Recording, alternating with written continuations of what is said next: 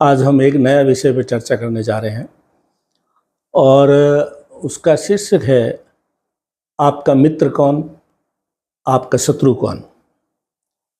यानी कौन आपकी मदद करेगा और कौन आपको पीठ में छुरा भोंकेगा। ये आज का विषय है दोस्तों। ज्योतिष में अनेक सूत्र दिए हुए हैं, मित्र कौन होगा, शत्रु कौन होगा ज्योतिष में, लेकिन आज हम कुछ एक दो ऐसे सूत्र हैं उन पर चर्चा करेंगे जिससे आप सरलता से आप अपने कुंडली में चेक कर सकते हैं। इसलिए हम बोर्ड पे नहीं समझा रहे हैं, सिंपल है, इसलिए आप आराम से समझ जाएंगे। जो थोड़ा बहुत रोज़ाना वीडियो देखते हैं तो उनके लिए बहुत आसान है।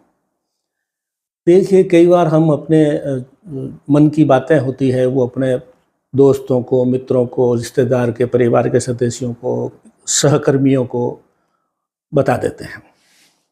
किसी ने बहुत ही अच्छा एक दोहा बोला है या एक शायरी बोली है कि अपने रग रग से किसी को परिचित करवा दीजिए, लेकिन आपकी दुखती रग से किसी को परिचित मत करो। यानी आपकी हर बात आप किसी को शेयर कर सकते हैं, लेकिन दुखती रग जो है आपके जीवन की वो कभी शेयर मत कीजिए, क्योंकि आज जो मित्र है वो कल अगर शत्रु के रूप में बदल गया तो आपकी दुखती रग के ऊपर ही सबसे पहले अटैक करेगा। तो ये विषय वस्तु है। अब हम चर्चा करते हैं कि कौन से घर ऐसे हैं, यानी कौन से भाव ऐसे हैं कुंडली के। इसमें राशि का हम कुछ नहीं कर रहे हैं, कुंडली के भावों की बात कर रहे हैं। तो सबसे पहले लेते हैं दोस्तों, छठा घर जो है कुंडली का, 6th हाउस। ये रोग, रिपु और रण का है। रिपु का मतलब होता है दुश्मन। दुश्मन के लिए ये देखा जाता है। छठे घर में राहु या केतु दोनों में से कोई भी अकेला बैठा हो, साथ में और कोई ग्रह न हो, तो आपका नज़दीकी रिश्तेदार ही आपसे शत्रुता करेगा और आपको जब भी उसका दाव लगेगा या जब भी थोड़ी सी आपसे नाराज़गी हो जाएगी तो वो आप पे वार करेगा, अगर राहु और केतु अकेला छठे घर में हो तो। और इसी तरीके से अगर 2nd हाउस जो परिवार का, कुटुंब का, धन भाव कहलाता है कुंडली में, छठे की बात कर ली, हम 2nd हाउस की बात कर रहे हैं, उसमें शनि या मंगल अकेले हों तो परिवार का निकट सदस्य ही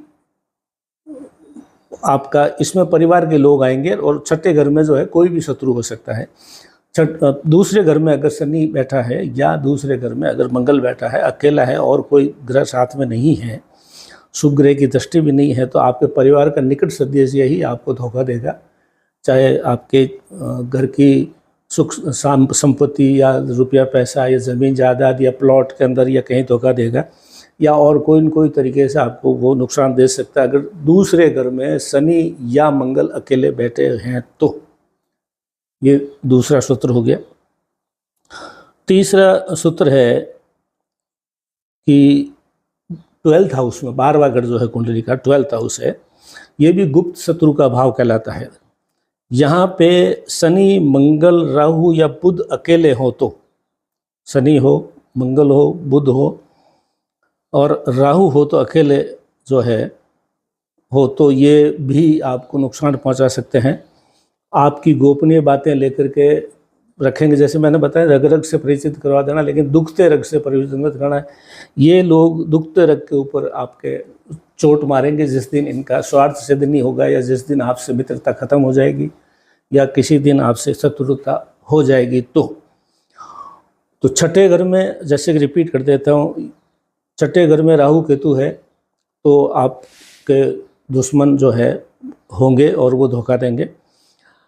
और आपके दूसरे घर में जो है उसमें शनि मंगल अकेले हैं तो परिवार के सदस्य धोखा देंगे, पीठ में छुरा भोंकेंगे या इस तरह का कोई करेंगे। और 12वें घर में अगर शनि हो या मंगल हो या राहु हो या बुध हो तो गुप्त आपकी बातें पहले सुनेंगे, दोस्ती करेंगे, फिर आपके ऊपर उसी के ऊपर आपको हमला करेंगे। ये 3 जो भाव है, छठा भाव, दूसरा भाव और 12वां भाव, ये आपको आपके दुश्मनों के भाव हैं जो आपके ऊपर कभी न कभी ज़रूर आपके पीठ में छुरा भोंकेंगे। 2 भाव ऐसे हैं जो आपके मित्र हो सकते हैं। ये मित्र कौन होंगे आपके? पहला तो है 11th हाउस।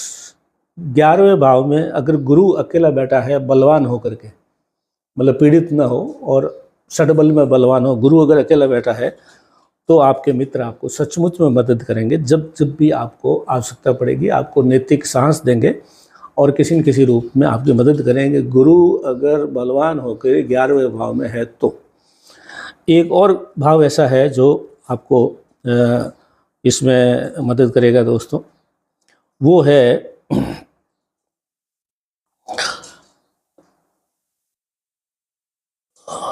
सूर्य। छठे भाव में अगर, जैसे हमने बताया था कि छठे घर में राहु केतु धोखा देंगे, लेकिन छठे घर में अगर सूर्य और शनि बैठे हैं तो आपके शत्रु का नाश हो जाएगा। अगर छठे घर में सूर्य है और छठे घर में शनि है, जैसे मैंने बताया छठे घर में राहु और केतु है तो आपके ऊपर वो शत्रु भारी पड़ेंगे।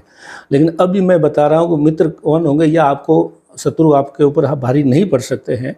तो छठे घर में सूर्य और शनि है तो आपके शत्रु खत्म हो जाएंगे, आपका कुछ नहीं बिगाड़ सकते और वो या हो सकता है मित्र भी बन जाए।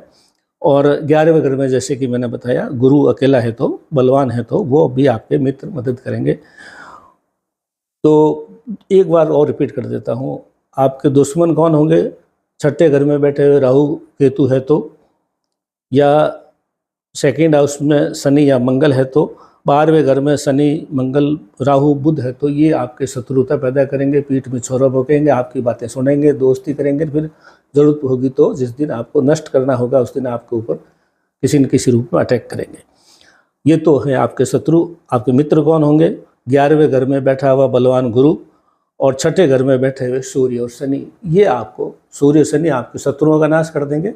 और 11वें घर में बैठा हुआ गुरु जो है तो वो मित्र आपके अच्छे होंगे। 11वें घर में अकेला गुरु है तो आपके जो भी मित्र हैं वो आपको मित्रता निभाएंगे, ज़रूरत के समय काम आएंगे, नैतिक बल देंगे और आपको लाभ देंगे। तो आपके मित्र कौन, शत्रु कौन, कौन साथ देगा, कौन पीठ में छुरा भोगेगा, आज इस विषय पे हमने चर्चा की दोस्तों। धन्यवाद।